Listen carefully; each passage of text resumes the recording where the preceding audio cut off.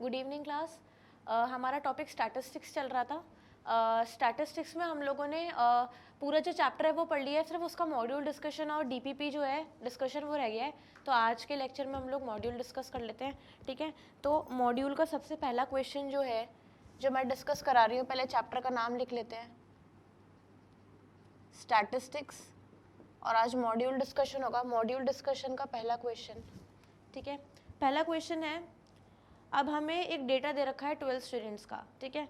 तो ये डेटा जो है वो उनके मैथमेटिक्स टेस्ट में जो मार्क्स आए थे उसका डेटा दे रखा है। मैं आपको डेटा लिख देती हूँ डायरेक्ट, और फिर हम लोग देख लेंगे हमें क्या निकालना है, ठीक है। तो डेटा है 21, 20, 25, देन वी हैव 5, 10, 15, 5, 10, 15, 30, 12, 7, 30, 12, 7, 16, 9, 22।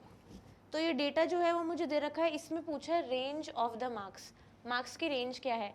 अब मैंने आपको बताया था जब भी हम ग्रुप्ड फ्रीक्वेंसी डिस्ट्रीब्यूशन पढ़ते हैं तो हमने उसमें रेंज के बारे में पढ़ा था।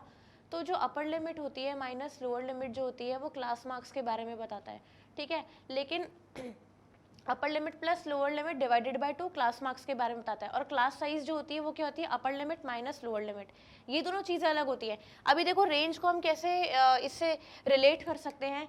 रेंज का मतलब क्या होता है कि जिस भी स्टूडेंट के सबसे कम मार्क्स आए, ठीक है, और जिस भी स्टूडेंट के सबसे ज़्यादा मार्क्स आए, आप उन दोनों का डिफरेंस निकाल लो तो आपको पता चल जाएगा आपका डेटा कहाँ से कहाँ तक वेरी कर रहा है, ठीक है। तो रेंज का फॉर्मूला जो होगा वो क्या होगा, highest marks minus lowest marks. तो इस डेटा के अंदर हाईएस्ट मार्क्स मेरे हिसाब से 30 हैं, 30 से ज़्यादा किसी के मार्क्स आए नहीं है, और लोएस्ट मार्क्स आई गेस इसके अंदर 5 है, क्योंकि 5 से कम किसी के आए नहीं है। तो 30 - 5 कितना हो जाएगा, 25। तो इसका मतलब इस जो डेटा है इसकी रेंज क्या हो जाएगी, 25। तो वो जो क्लास मार्क्स हमने पढ़ा और वो जो हमने क्लास साइज हमने पढ़ा था उसको आप इस चीज़ से रिलेट मत करना, ठीक है। वो चीज़ अलग है और ये रेंज अलग है। अगर आपसे डेटा की रेंज पूछी गई है तो इसका मतलब क्या है, सबसे ज़्यादा जो वैल्यू है डेटा के अंदर उसको माइनस कर दो, उसमें से माइनस कर दो सबसे जो छोटी वैल्यू है डेटा की, ठीक है। तो ये आपका क्वेश्चन हो जाएगा। अभी हम दूसरा वाला क्वेश्चन करते हैं। ऐसे क्वेश्चंस क्या है, अब जैसे रेंज के बारे में हम लोगों ने चैप्टर में नहीं पढ़ा था लेकिन मॉड्यूल में आ गया तो आपको ध्यान देना है, ठीक है। दूसरा क्वेश्चन करते हैं हम हमें मीन दे रखा, हमें ना 5 ऑब्जर्वेशंस दे रखे और उनका मीन दे रखा है। तो मैं आपको 5 ऑब्जर्वेशंस लिख देती हूँ। एक ऑब्जर्वेशन है x, दूसरी है x+2, then we have x+4, then we have x+6 and x+8, ठीक है ना। ये मेरे पास 5 ऑब्जर्वेशंस हैं और इस 5 ऑब्जर्वेशन का जो मीन है वो मीन मुझे 11 दे रखा है। तो मेरे से पूछा है what is the value of x की वैल्यू क्या है। तो सबसे पहले मीन का फॉर्मूला लगाएंगे। मीन का फॉर्मूला होता है sum of observation upon total number of observations. जितनी भी ऑब्जर्वेशन है उनका सम कर लेते हैं, x, x+2, x+4, x+6 और x+8। ये सारी ऑब्जर्वेशन को हम लोग प्लस कर देंगे और इसको डिवाइड कर देंगे 5 से, क्योंकि टोटल नंबर ऑफ ऑब्जर्वेशन मेरे पास 5 है, और इसको 11 के इक्वल कर देंगे। अभी यहाँ से क्या करेंगे, x को प्लस कर लेते हैं। कितनी बार x आ रहा है, 1, 2, 3, 4, 5, 5 टाइम्स x आ रहा है तो 5x हो जाएगा। अभी 8 + 6 कितना होता है 14, 14 + 4 18, 18 + 2 20 इक्वल टू, अब यहाँ पर 5 डिवाइड हो रहा है तो वहाँ जाके क्या हो जाएगा, मल्टीप्लाई, इक्वल टू 55। अभी हम लोग क्या करेंगे, 55 में से 20 को माइनस कर देंगे x की वैल्यू को फाइंड करने के लिए, तो कितना आ जाएगा 35, और x की वैल्यू क्या हो जाएगी 35 divided by 7 which will be equal to 5। तो यहाँ से x की वैल्यू क्या निकल गई, 5 निकल गई। इस तरीके से आपको मीन का फॉर्मूला लगा के सॉल्व करना है, ठीक है। फिर एक क्वेश्चन और देखते हैं। ये क्वेश्चन जो है इसमें अपन को एक हिस्टोग्राम दे रखा है। अब हिस्टोग्राम हमने पढ़ा नहीं है, लेकिन इसका मतलब ये नहीं कि हमें पता ही नहीं है कि इसको कैसे सॉल्व करते हैं। मैं आपको बता देती हूँ इस क्वेश्चन को कैसे करना है। एक्चुअली में हिस्टोग्राम आपने अपने से छोटी क्लासेस में पढ़ा होगा। हिस्टोग्राम में क्या होता है, बार ग्राफ जो होता है उनमें तो बार्स जो होते हैं वो अलग अलग बन जाते हैं, लेकिन हिस्टोग्राम में क्या होता है वो बार एक दूसरे को टच कर देते हैं। This is the difference. दूसरी बात, हिस्टोग्राम जो होती है वो कंटिन्यूस फ्रीक्वेंसी डिस्ट्रीब्यूशन के लिए यूज होता है, ठीक है। तो मैं क्वेश्चन देती हूँ इस क्वेश्चन को अपन सॉल्व कर लेते हैं। ये क्वेश्चन जो है उसमें एक हिस्टोग्राम बना हुआ है, इस तरीके से एक ग्राफ है। अभी मैं रफ बना रही हूँ।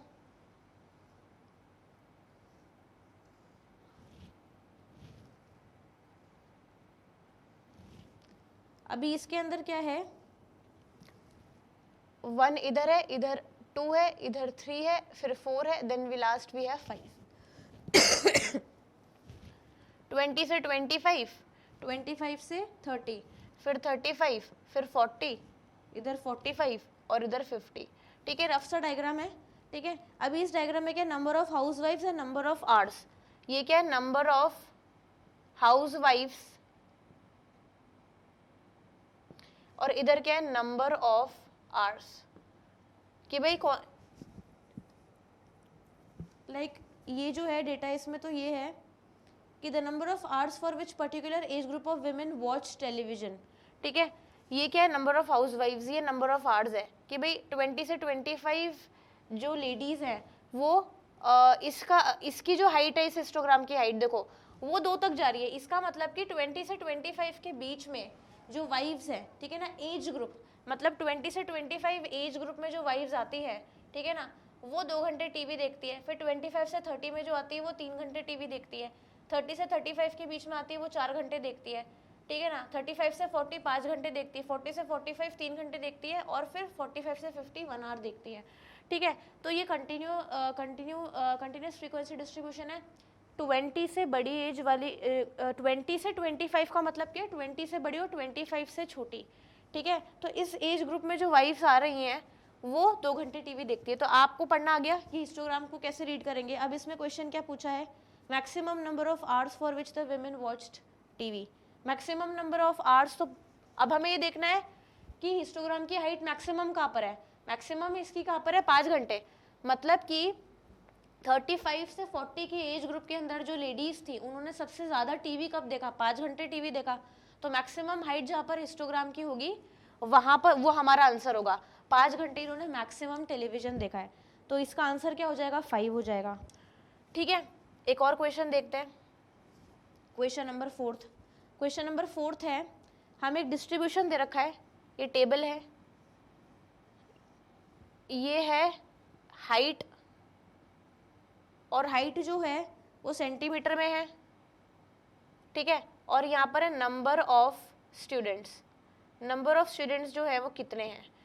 ठीक है, अभी इसके अंदर है 152,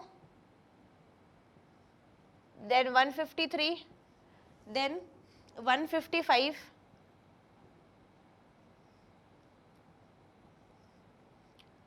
देन 156, फिर 160 और लास्ट में क्या है 162। ये तो हाइट आ गई। अभी 152 हाइट जो है वो 6 स्टूडेंट्स की है। ठीक है, यहाँ पर है 152 हाइट जो है वो 6 स्टूडेंट्स की है। 153 सेंटीमीटर हाइट 10 स्टूडेंट्स की है। 12 स्टूडेंट्स की हाइट 155 है। 18 स्टूडेंट्स की हाइट 156 है। ठीक है, देन 160 हाइट 4 स्टूडेंट्स की है और 162 हाइट 3 स्टूडेंट्स की है। अभी मेरे से क्या पूछा है, I have to find the mode.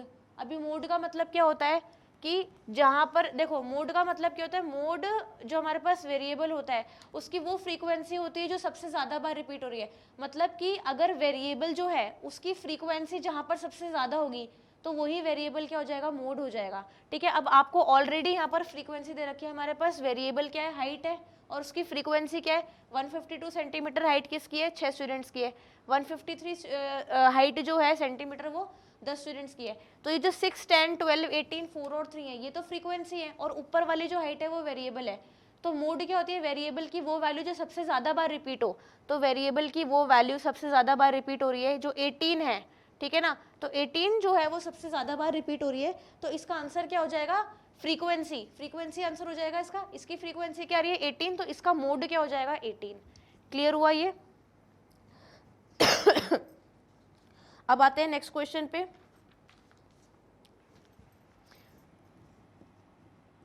(156 centimetre will be the mode of the question, mode of the given data.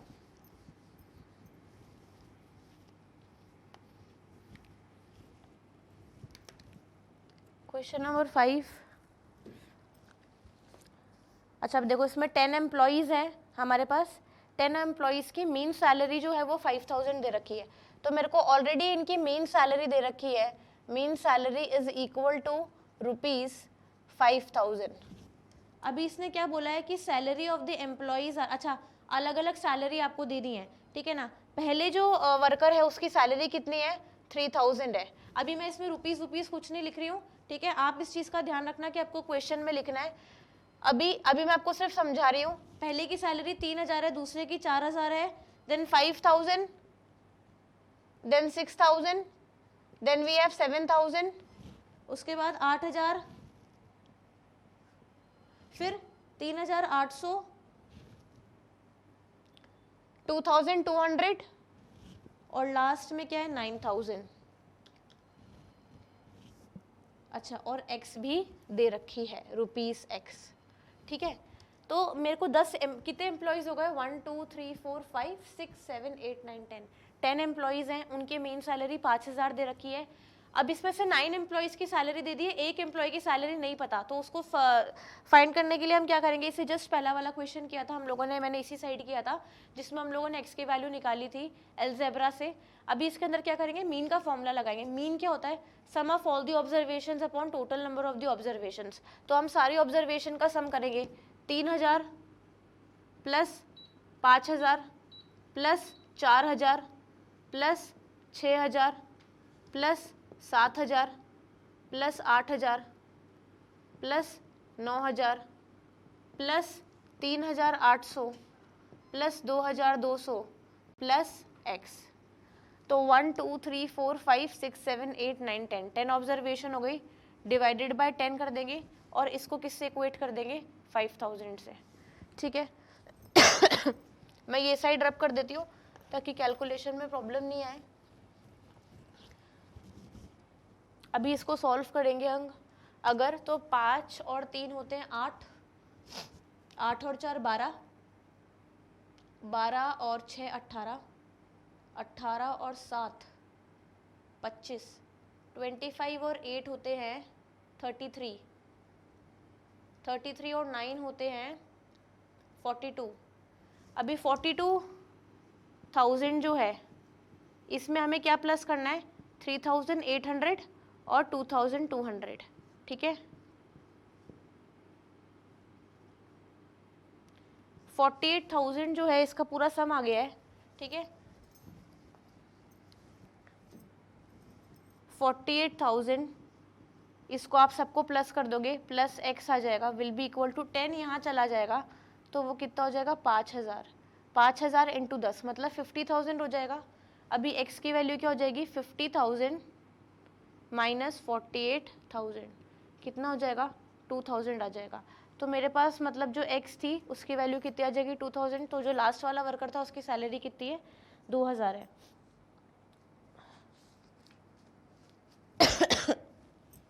एक क्वेश्चन और देखते हैं।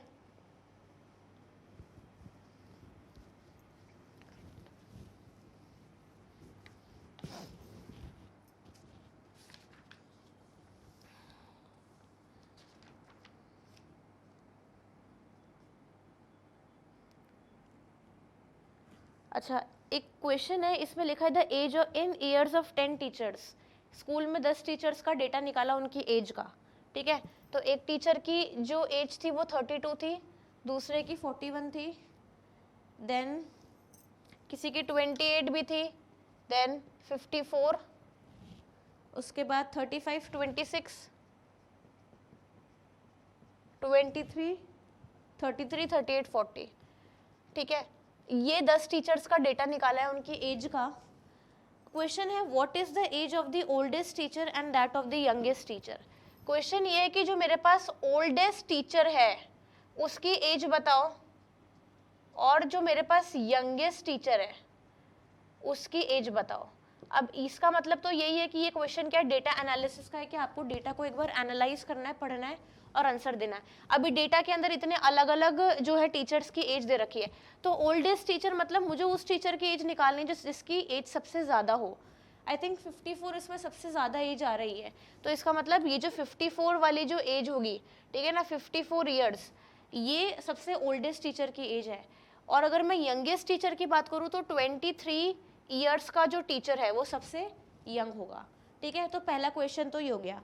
दूसरे क्वेश्चन का आंसर होगा what is the range of the ages of the teachers. अभी इसने second question क्या पूछा है, रेंज पूछा है, रेंज। अभी मैंने आपको क्या बताया था, रेंज मतलब क्या होता है, highest value minus lowest value. तो सबसे हाईएस्ट वैल्यू कितनी है, 54, क्योंकि 54 से ज्यादा तो किसी की भी एज नहीं है और 23 से कम भी किसी की एज नहीं है।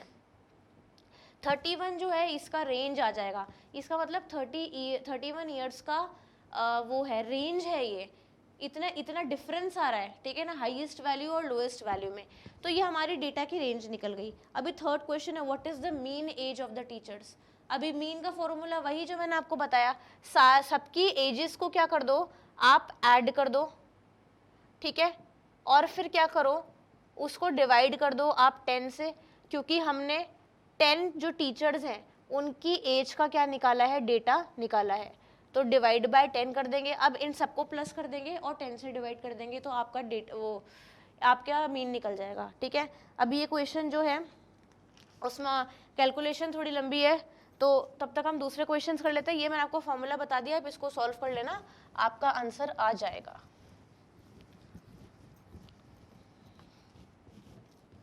एक क्वेश्चन देखते हैं। ये क्वेश्चन जो है बार ग्राफ बनाने का है, ठीक है ना, draw the bar graph of the data. तो एक काम करते हैं, बार ग्राफ बना लेते हैं, ठीक है। सबसे पहले एक टेबल है, अभी वो टेबल जो है, मैं टेबल यहाँ बना दूंगी तो बार ग्राफ उधर बना दूंगी। टेबल थोड़ी बड़ी बना लेते हैं ताकि दिख जाए, समझ में आ जाए। टेबल जो है वो ये बोल रही है कि ये हैं हेड्स और ये एक्सपेंडिचर, मतलब किन किन चीज़ों पे कितना खर्चा होता है। ये तो हेड्स हो गए और ये एक्सपेंडिचर। अभी एक्सपेंडिचर जो है वो 1000 के अंदर है, ठीक है ना, इन रुपीस 1000 की बात हो रही है। 1000 के फॉर्म में एक्सपेंडिचर कितना है, ग्रोसरी, फिर रेंट, फिर एजुकेशन, फिर medicine, fuel, entertainment, medicine, fuel, entertainment, फिर क्या है, और मिसलेनियस, मतलब अदर एक्टिविटी, मिसलेनियस। अभी ग्रोसरी पे 4000 का खर्चा हो रहा है, तो यहाँ पर इसने टेबल में वहाँ पर स्पेसिफाई कर दिया है एक्सपेंडिचर इन 1000, तो इसका मतलब कि हम इसको 4000 ट्रीट करेंगे। इसने लिखा नहीं है, इसने सिर्फ 4 लिखा है। अच्छा, रेंट और एजुकेशन ऑफ चिल्ड्रन पे 5000 रुपीज़ जो है वो लगे हैं, मेडिसिन पे 2000, फ्यूल पे भी 2000, एंटरटेन में 1000 और मिसलेनियस पे भी 1000 का खर्चा हुआ है। अभी इसने बोला मुझे इसका बार ग्राफ बनाना है, तो सबसे पहले हम क्या करेंगे, बार ग्राफ पे एक तो एक्स एक्सिस लेंगे और एक वाई एक्सिस लेंगे। अभी मेरे को पता है कि वाई एक्सिस पे क्या आने वाला है, वाई एक्सिस पे ये हेड्स आने वाले हैं, ठीक है, और एक्स एक्सिस पे क्या आने वाला है, एक्सपेंडिचर इन रुपीस 1000 रुपीज़ में एक्सपेंडिचर आएगा। ये 1, ये 2, ये 3, ये 4, ये 5 और ये 6। अभी बात हो रही है ग्रोसरी की, तो ग्रोसरी पे 4000 का खर्चा हो रहा है, तो हम ग्रोसरी यहाँ से कंस्ट्रक्ट करेंगे और इस बार ग्राफ की हाइट जो है वो 4 तक ही जाएगी, ठीक है। दूसरा है रेंट, रेंट पे 5000 हो रहा है, तो रेंट की जो है हाइट वो ऊपर तक जाएगी यहाँ पर। उसके बाद एजुकेशन, एजुकेशन पे भी इतना ही खर्चा हो रहा है। फिर उसके बाद है मेडिसिन, मेडिसिन पे 2000 का खर्चा रहता है, उसकी हाइट 2 तक ही टच करेगी। देन फ्यूल, फ्यूल पे भी 2000 का ही खर्चा हो रहा है। देन एंटरटेनमेंट, एंटरटेनमेंट की हाइट 1 तक ही जाएगी। और फिर लास्ट में वो जो बचा मिसलेनियस, उसकी हाइट भी 1 तक जाएगी। अभी हेड्स के अंदर इधर ग्रोसरी, तो इधर आप लिख देना ग्रोसरी, इधर रेंट, इधर एजुकेशन, इधर मेडिसिन, इधर फ्यूल, इधर एंटरटेनमेंट और इधर मिसलेनियस। अभी क्या है, मैंने यहाँ पर छोटा छोटा लिखा है, ठीक है, क्योंकि मैंने इसको एक फेयर आउट करके नहीं बनाया, जब आप कॉपी में बनाएंगे तो आपको अपना फेयर आउट हो जाएगा। मैंने भी आपको सिर्फ इसका रफ डायग्राम बना के बताया है। ये जो, अच्छा आप एक चीज़ का ध्यान रखना, यही जो मेरे पास बार ग्राफ्स है इनकी हाइट का एक तो ध्यान रखना, हाइट जो है वो इसके डेटा पे डिपेंड करेगी, आप अपनी मर्जी से इसकी हाइट नहीं बना सकते हो। दूसरा इनकी जो विड्थ है, ठीक है ना, मतलब ये कितने चौड़े होंगे, ये सब इक्वल विड्थ के होंगे, तो आप अपने हिसाब से विड्थ डिसाइड कर लेना। अगर आप ग्राफ पेपर पे बना रहे हो तो 2 स्क्वायर का एक बार ग्राफ बना लेना पूरा, या एक ही स्क्वायर की विड्थ ले लेना, वो आप पे डिपेंड करता है। तो आप देख लेना अपने हिसाब से, इनके बीच में इक्वल स्पेसिंग होनी चाहिए पहली बात तो, ठीक है, ये इंपॉर्टेंट है। मैं आपको बता रही हूँ आपको किन किन चीज़ों का ध्यान रखना है। अच्छा, ये हेड्स हो जाएंगे, यहाँ पर ग्रॉसरी रेंट वगैरह आएंगे और यहाँ पर आपका एक्सपेंडिचर आएगा। आप इसको उल्टा नहीं कर सकते कि आपने यहाँ पर ग्रॉसरी कर दिया और यहाँ एक्सपेंडिचर कर दिया, ये गलत हो जाएगा।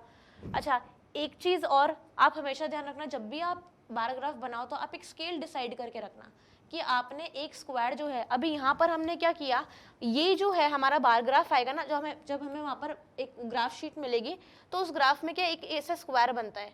इस स्क्वायर को हम मानते हैं कि मैंने मान लो कि अगर ये स्क्वायर मैंने माना 1, ठीक है, अब इसके ऊपर एक और स्क्वायर आएगा इतने ही साइज का, तो वो 2 हो जाएगा। इसका मतलब मैंने 1 स्क्वायर को क्या माना, 1 square is equal to 1 unit.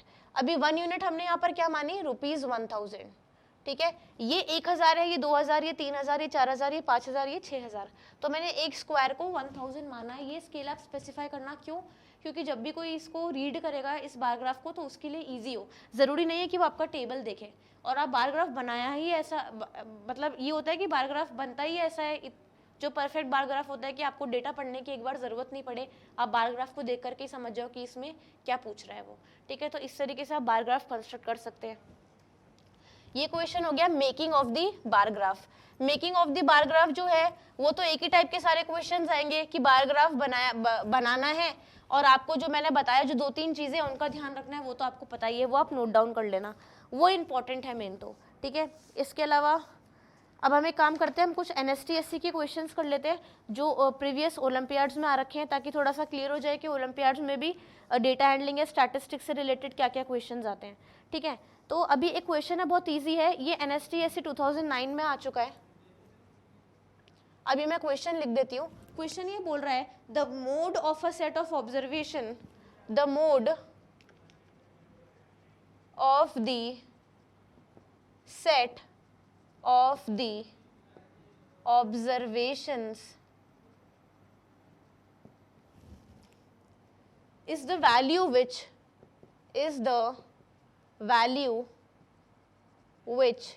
अभी इसके अंदर 4 ऑप्शंस दे रखे हैं। पहला है occurs most frequently, दूसरा है in central, third between maximum and minimum, और फोर्थ है none of these। अभी क्वेश्चन में ये बोला है कि what is the meaning of the mode of the observation, कि भाई मोड जो होता है किसी भी ऑब्जर्वेशन की उसकी वैल्यू रिप्रेजेंट क्या करती है, उसकी वैल्यू जो होती है वो ये होता है विच अकर्स मोस्ट फ्रीक्वेंटली, क्योंकि हम लोगों ने ये मोड की डेफिनेशन में पढ़ रखा है कि वेरिएबल की वो वैल्यू जो सबसे ज़्यादा बार रिपीट हो उसे हम कहते हैं मोड। तो इसके अंदर क्या है, in central, between maximum and minimum, none of these, ये ऑप्शंस नहीं होंगे। हमने मोड की क्या डेफिनेशन पढ़ रखी है कि मोड वो होता है वेरिएबल की वो वैल्यू जो फ्रीक्वेंटली अकर हो, सबसे ज़्यादा, अकर्स मोस्ट फ्रीक्वेंटली। तो इसका आंसर क्या हो जाएगा, ए, ठीक है। तो इस टाइप का एक क्वेश्चन आया था NST-SC 2009 में, ठीक है। अभी एक दूसरा क्वेश्चन देखते हैं, ये आया था NST-SC 2011, ये वाला क्वेश्चन देखते हैं।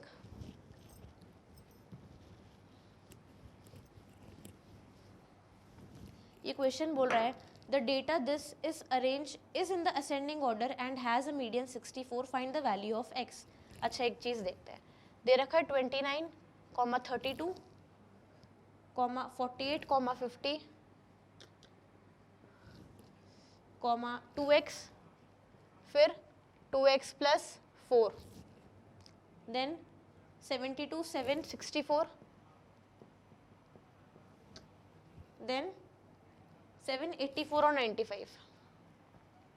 अभी इसने बोला है कि ये जो डेटा है इसका मीडियन जो है वो आपको ऑलरेडी क्या दे रखा है, 64 आपको x की वैल्यू फाइंड करनी है। क्वेश्चन में ये स्पेसिफाइड होना ज़रूरी है कि ये जो डेटा ये ऑलरेडी असेंडिंग ऑर्डर में अरेंज्ड है, क्योंकि अगर हमें नहीं दिया होगा तो हमें इसको अरेंज करना पड़ेगा, तभी हम इसका मीडियन फाइंड कर सकते हैं। लेकिन जब तक मेरे को x की वैल्यू नहीं पता तब तक मैं नहीं बोल सकती कि ये जो डेटा है वो किस तरीके से असेंडिंग ऑर्डर में अरेंज्ड होगा। लेकिन इस क्वेश्चन में ऑलरेडी दे रखा है डेटा के अंदर कि जो मीडियन है वो असेंडिंग ऑर्डर, मतलब ये जो डेटा है ये ऑलरेडी असेंडिंग ऑर्डर में अरेंज्ड है। ठीक है, अब ये भी इसके अंदर निकालते हैं मीडियन। मीडियन जो होता है उसके लिए हमको सबसे पहले क्या काउंट करना होता है, n काउंट करना होता है। n क्या होता है, नंबर ऑफ ऑब्जर्वेशंस, कि कितनी ऑब्जर्वेशंस हमें दे रखी हैं। ठीक है, 1 2 3 4 5 6 7 8 9 10 ऑब्जर्वेशन मेरे को ऑलरेडी दे रखी है। अगर मेरा n इवन होता है तो हम क्या करते हैं, n/2 ऑब्जर्वेशन निकालते हैं। ठीक है, तो n/2 ऑब्जर्वेशन मतलब 10/2, मतलब कि 5th ऑब्जर्वेशन। एक तो हमने 5th ऑब्जर्वेशन निकाली और एक n/2 + 1 ये वाली ऑब्जर्वेशन भी निकालते हैं, मतलब कि 6th ऑब्जर्वेशन। 5th ऑब्जर्वेशन जो है वो कितनी है, 2x, 1 2 3 4 5 2x हो गई, और दूसरी क्या हो जाएगी, 1 2 3 4 5 6 2x + 4। जो 5th और जो 6th ऑब्जर्वेशन होगी अगर मैं उनका मीन निकालूं तो मीडियन आएगा। ठीक है, अभी 5th ऑब्जर्वेशन क्या है, 2x, और दूसरी वाली ऑब्जर्वेशन 6th ऑब्जर्वेशन क्या है, 2x + 4। इन दोनों का मैंने मीन निकाला, मतलब इसको 2 से डिवाइड किया, तब जाके 64 आया। ये कितना हो जाएगा, 4x + 4 = 128। 4x = 128 - 4 124 हो जाएगा, और x = 31। तो x की वैल्यू यहाँ पर कितनी आ जाएगी, 31। ये क्वेश्चन जो है NSTSC 2011 के अंदर आया था। ठीक है, हालांकि ये क्वेश्चन में आपको पहले भी एक बार जब मीडियन पढ़ाया था तब करवा चुकी हूँ ऐसे वाले क्वेश्चन। बस आपको ये ध्यान रखना है कि अगर n ऑड हो तो मीडियन का फॉर्मूला क्या होता है, और अगर n इवन हो तो मीडियन का फॉर्मूला क्या होता है। ठीक है, एक और क्वेश्चन देखते हैं। ये जो क्वेश्चन है ये आया है NSTSC 2011। देखो ये क्वेश्चन में कुछ भी नहीं है, लेकिन अगर हम देखा जाए तो ये बच्चों को बहुत हार्ड लग सकता है, मतलब ये मेरा परसेप्शन है, बाकी आप अपने हिसाब से देख लेना। अपने पास एक डेटा है, ठीक है ना, A1, A2, ठीक है, ऐसे डेटा चलता जा रहा है AN तक। अगर बोल रखा है कि इस जो डेटा है इसका मीन क्या है, वो P है, तो मेरे से ये पूछा है कि अगर मैं ये वाला डेटा लूँ, A1 + P, A2 + P, A1 + P, A2 + P till AN + P, तो ये जो डेटा होगा इसको ये जो डेटा होगा इसका मीन क्या होगा। देखो क्वेश्चन क्या बोल रहा है, A1, A2, A3, A4 till AN, n मुझे नहीं पता है, ये सारी ऑब्जर्वेशन का मीन क्या है, P है। तो ये बोल रहा है कि अगर मैं A1 में P ऐड कर दूं, A2 में भी P ऐड कर दूं, ऐसे में AN में भी P ऐड कर दूं, तो ये सारी ऑब्जर्वेशन का जो मीन होगा वो क्या होगा। तो सबसे पहले हमें क्या निकालना है, देखो सबसे पहले A1, A2, A3 till AN, mean का फॉर्मूला क्या होता है, sum of observation upon total number of observation is equal to mean. ये मीन हो जाएगा क्योंकि ये n ऑब्जर्वेशन है। अभी मेरे से इसने क्या पूछा है, इसका मीन पूछा है, तो A1P + A2P, A2 + P + A3 + P + AN + P upon n। अभी ऑब्जर्वेशन n हो जाएगी इसकी, टोटल नंबर ऑफ ऑब्जर्वेशन, क्योंकि अब हमने क्या माना है कि A1 + P एक ऑब्जर्वेशन है, फिर A2 + P दूसरी ऑब्जर्वेशन है, फिर A3 + P थर्ड ऑब्जर्वेशन है, तो AN + P nth ऑब्जर्वेशन होगी। तो हमने टोटल ऑब्जर्वेशन यहाँ पर n ही लिए। अब इसने मेरे से पूछा ये क्या होता है। अभी हम क्या करेंगे, ये सारी ऑब्जर्वेशन में से P कॉमन निकाल लेंगे। अगर मैंने P कॉमन निकाला, ठीक है तो A1 + P, A2 + अच्छा यहाँ से अगर मैंने, अच्छा इसको ऐसे नहीं कर सकते, इसको एक काम करते हैं, इसको इस तरीके से कर लेते हैं, A1 + A2 + A3 + A4, ये चलता जाएगा AN तक, ठीक है ना, और यहाँ पर n टाइम्स P जो है वो कलेक्ट हो जाएंगे डिवाइडेड बाय n। ठीक है, यही होगा, इस तरीके से होगा। n जो है भाई P सारे निकल जाएंगे इकट्ठे होकर के, तो P कितनी बार आ रहा है, n टाइम्स आ रहा है, तो वो NP निकल जाएंगे। अभी हम क्या करेंगे, हम सबसे पहले क्या करेंगे, A1 + A2 + A3 + A4 till AN, इसको तो n से डिवाइड कर देंगे, और ये जो है NP, इसको भी n से डिवाइड कर देंगे, ठीक है, ये चीज हो गई। अभी इसके अंदर क्या होगा, मेरे को पता है इसका फॉर्मूला क्या है, A1 plus A2 plus A3 plus till AN divided by n। ये जो है ये पूरे की वैल्यू, ये पूरे की वैल्यू जो है वो ऑलरेडी क्या दे रखी है, P दे रखी है, ठीक है ना। ये देखो ये इस तरीके से होगा प्लस NP अपॉन n, ठीक है। इस पूरे की वैल्यू क्या दे रखी है, P दे रखी है ऑलरेडी, ठीक है। और यहाँ पर क्या है, n से n कट जाएगा तो यहाँ पर भी P आ जाएगी, तो इसका आंसर क्या हो जाएगा 2P। तो मतलब ये जो ऑब्जर्वेशन है, ठीक है ना, ये जो पर्टिकुलर ऑब्जर्वेशन है इसका मीन क्या हो जाएगा 2P हो जाएगा। क्यों, मैं वापस समझा देती हूँ। A1 A2 A3 till AN तो हमने एक अलग टर्म रख ली और n टाइम्स P हमने बाहर निकाल लिया। अब ये n से डिवाइड हो रहा था तो हमने A1 plus A2 plus A3 till AN से n को अलग से डिवाइड कर दिया और NP से n को अलग से डिवाइड कर दिया। तो इसका फॉर्मूला तो मुझे ऑलरेडी पता था, यहाँ से P था और यहाँ से n से n कट गया तो P आ गया, तो P प्लस P क्या हो जाएगा 2P हो जाएगा। ये जो क्वेश्चन था ये NSTSC 2011 के अंदर आया था।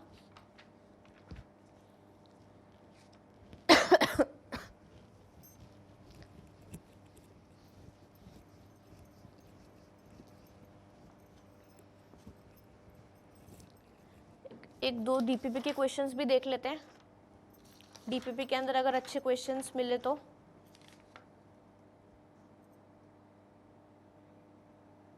क्वेश्चन तो यही है इसके अंदर, देखो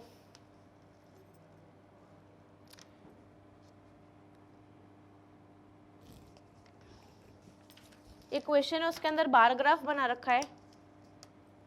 ये बार ग्राफ इस तरीके से बना हुआ है, ये 0 है,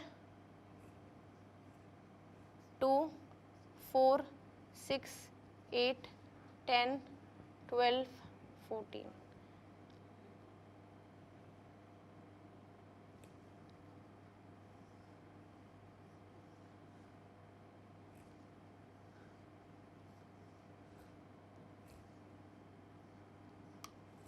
ये 3 मंथ दे रखे हैं, ये अप्रैल है, ये मई है और ये जून है। अभी ये क्या है, मंथ है, ये नंबर ऑफ डेज।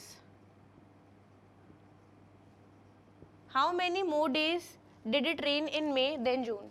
मतलब कि देखो ये जो बार ग्राफ है वो ये बोल रहा है अप्रैल के अंदर 10 दिन बारिश होती है, मई के अंदर 8 दिन बारिश होती है और जून के अंदर 6 दिन बारिश होती है, 4 दिन बारिश होती है। तो इसने बोला find the how many more days did it rain in May than June. मतलब मई के अंदर कितने दिन ज़्यादा रेन हुई एज कम्पेयर टू जून। तो मई के अंदर 8 दिन रेन हुई और जून के अंदर 4 दिन रेन हुई, तो 8 - 4 4 आ जाएगा। मतलब मई के अंदर 4 दिन ज़्यादा रेन हुई as compare to the month of June, ठीक है। तो ये इस तरीके के क्वेश्चन है DPP में जहाँ पर बार ग्राफ की रीडिंग के बारे में बताया है, ठीक है। अच्छा, उसके अलावा एक क्वेश्चन और है। एक क्वेश्चन जो है वो ये है कि इसके अंदर अपन को हाइट दे रखी है। देखो एक हाइट 65 है तो ये एक ही स्टूडेंट की है, 66 हाइट 4 स्टूडेंट्स की है, 67 हाइट 5 स्टूडेंट्स की है, 68 हाइट 7 स्टूडेंट की है, 69 हाइट 22 स्टूडेंट्स की है, 70 हाइट 10 स्टूडेंट्स की है, 71 हाइट सेंटीमीटर हाइट जो है वो 10 स्टूडेंट, ये सब हाइट सेंटीमीटर के अंदर है। 72 सेंटीमीटर की हाइट 4 स्टूडेंट की है और 73 सेंटीमीटर की हाइट 2 स्टूडेंट्स की है, ठीक है।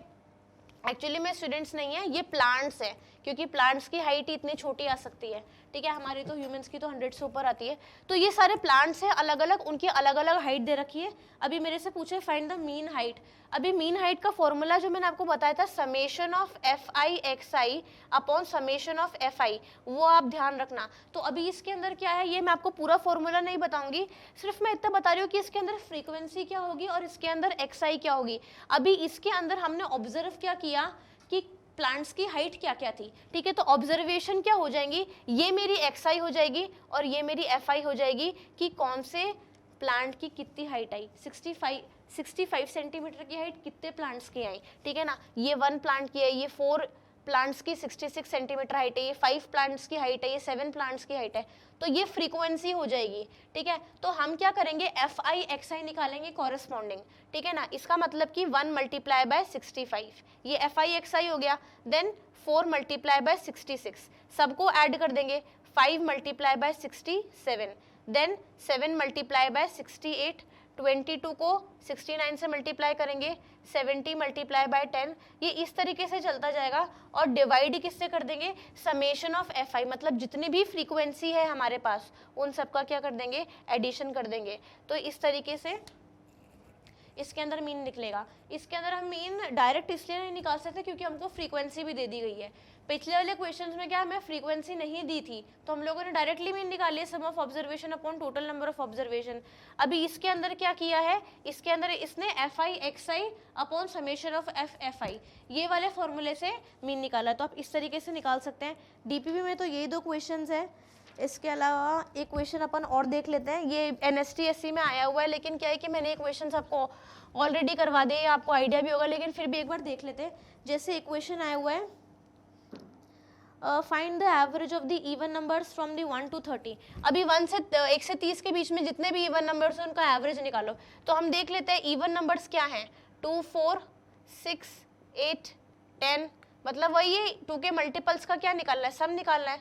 12, 14, 16, 18, 20, 22, 24, 26, 28 और अच्छा 1 से 30 के बीच में निकालना है, डिवाइडेड बाय 15, डिवाइडेड बाय 15 कर देना आपका आंसर आ जाएगा। ये फॉर्मूला है sum of observation upon total number of observation. इसके अंदर फ्रीक्वेंसी का मतलब नहीं था तो हमने डायरेक्टली मीन निकाल दिया, ठीक है। तो आपके मॉड्यूल में सिमिलर से क्वेश्चन है, इस तरीके के ही है। मैंने आपको मोड से रिलेटेड क्वेश्चन करा दिया, मीडियन से रिलेटेड करा दिया और मीन से रिलेटेड करा दिया, और एक हिस्टोग्राम का क्वेश्चन है वो भी कर लिया है। बार ग्राफ रीडिंग जो है वो क्वेश्चन भी हमने देख लिया है, और बार ग्राफ का जो बनाना है बस वो 2-3 आप पॉइंट्स ध्यान रखना स्केल के, और कैसे उसको अपन को बनाना है, उसकी विड्थ सेम रखनी है और उसके इनके बीच के डिस्टेंसेस सेम रखने हैं, बस इतना ही ध्यान रखना है। हमने सारे टाइप के क्वेश्चंस कवर कर लिए, ठीक है। तो इस लेक्चर में इतना ही, थैंक यू।